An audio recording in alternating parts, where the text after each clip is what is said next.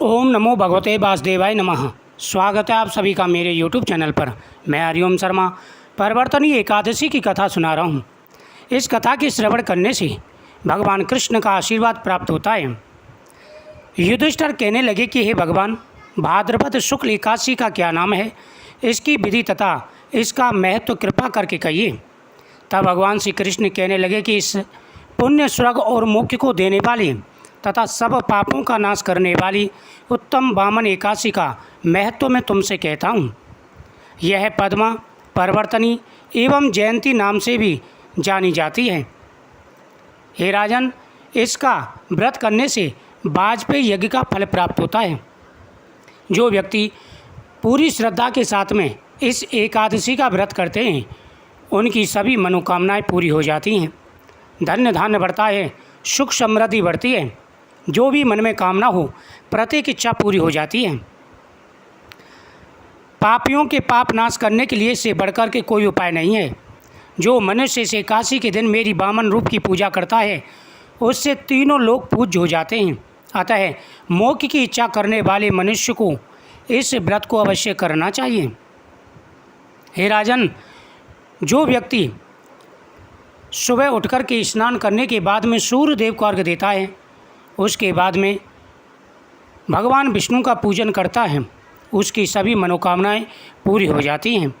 जो कमल नयन भगवान का कमल से पूजन करते हैं, वे अवश्य भगवान के समीप जाते हैं।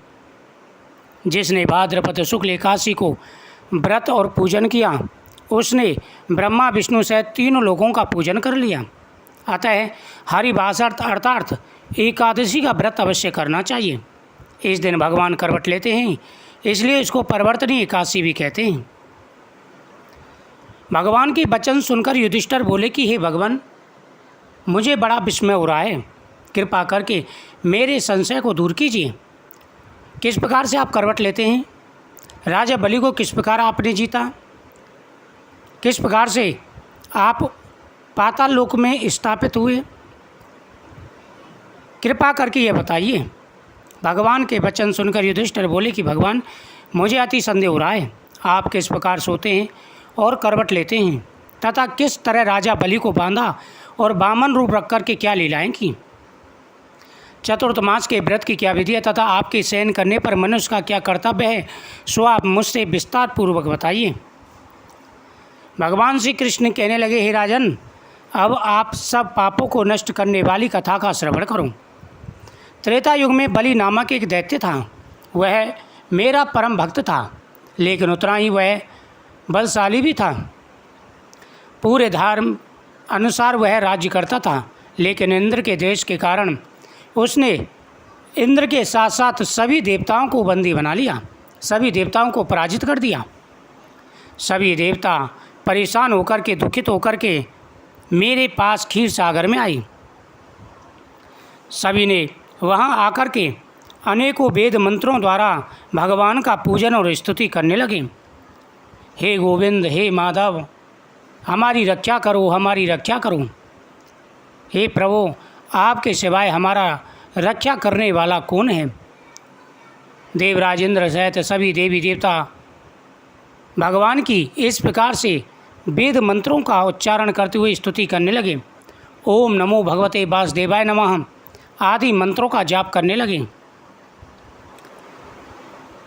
अतः मैंने उनकी प्रार्थना को स्वीकार किया और उनके सामने प्रकट हुआ।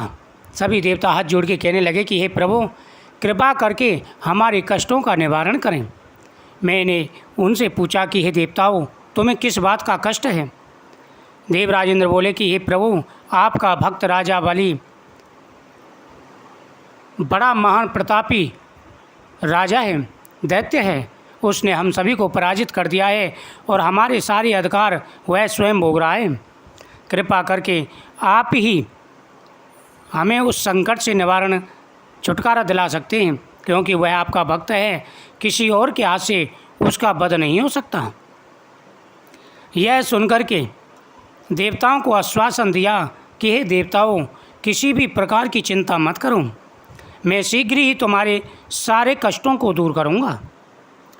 आज देवताओं को आश्वासन देकर के मैंने वामन अवतार धारण किया। मेरा 5वां अवतार बड़ा तेजों में था। ब्रह्मचारी स्वरूप तेजस्वी स्वरूप राजा बलि के यज्ञ में जा पहुंचा। राजा बलि अनुष्ठान कर रहे थे। शुक्राचार्य वहीं पर बैठे थे। मैंने राजा बलि से कहा कि हे राजन, मुझे यज्ञार्थ हेतु 3 पग भूमि का दान चाहिए। यह सुनकर के राजा बलि बोला कि हे ब्राह्मण देव, 3 पग में क्या होगा? आप जितना चाहो उतना धरती का दान मुझसे मांग सकते हो। मैंने कहा नहीं राजन, मुझे सिर्फ 3 पग धरती चाहिए। ऐसा कहकर के उसने वचन दे दिया। शुक्राचार्य ने रोकने की कोशिश की, लेकिन राजा बलि ने वह वचन पूर्ण किया। मैंने अपना दिव्य विक्रम रूप धारण किया और 1 पग से मैंने पृथ्वी को नाप लिया, दूसरे पग से मैंने पाताल को नाप लिया, मैंने स्वर्गलोक को नाप लिया। राजा बलि ने इस याचना को तुच्छ समझा था, समझकर 3 पग भूमि का संकल्प मुझे दिया था और मैंने अपने त्रिविक्रम रूप को बढ़ाकर यहाँ तक कि भूलोक में पद, भूलोक में जंगा, स्वर्गलोक में कमर, महलोक में पेट, जनलोक में हृदय, यमलोक में कंठ की स्थापना कर सत्यलोक में मुख, उसके ऊपर मस्तक स्थापित किया। सूर्य, चंद्रमा आदि सब ग्रह गण, योग, नक्षत्र, इंद्रादि देवता और शेष आदि सब नागगणों ने विविध प्रकार से वेद सूत्रों के द्वारा मेरी स्तुति की। तब मैंने राजा बलि का हाथ पकड़ कर कहा, हे राजन, 1 पग से पृथ्वी, दूसरे से स्वर्गलोक पूर्ण हो गया, अब 3रा पग कहाँ रखूँ? तब राजा बलि ने अपना सिर झुका लिया। मैंने अपना पैर उसके मस्तक पर रख दिया, जिससे मेरा वह भक्त पाताल को चला गया। फिर उसकी विनती और नम्रता को देखकर मैंने कहा, हे बलि, मैं सदैव तुम्हारे निकट ही रहूँगा। विरोचन पुत्र बलि से कहने पर भाद्रपद शुक्ल एकादशी के दिन बलि के आश्रम पर मेरी मूर्ति स्थापित हुई।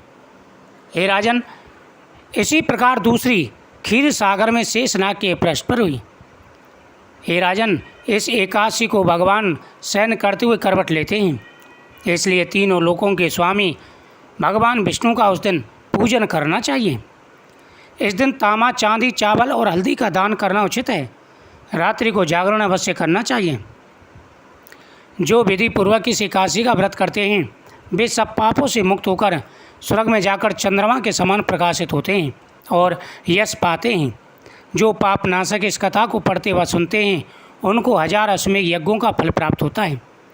व्यक्ति के जीवन में आ रहे सारे कष्ट और परेशानियां दूर हो जाती हैं। धन बढ़ता है, सुख समृद्धि बढ़ती है, व्यक्ति धनवान होता है। हे राजन, प्रत्येक व्यक्ति को एकादशी का व्रत अवश्य करना चाहिए। जो नियम पूर्वक एकादशी का व्रत करते हैं उनके घर में हर प्रकार का सुख और वैभव प्राप्त होता है। मुझे उम्मीद है आपको ये कथा बहुत ही सुंदर लगी होगी। वीडियो को ज़्यादा से ज़्यादा शेयर करें, चैनल को सब्सक्राइब करें, कमेंट में ओम नमः शिवाय जरूर लिखें। भगवान शिव आपकी हर मनोकामना पूरी करेंगे। ओम नमो भगवते वासुदेवाय नमः। ओम नमः शिवाय नमः।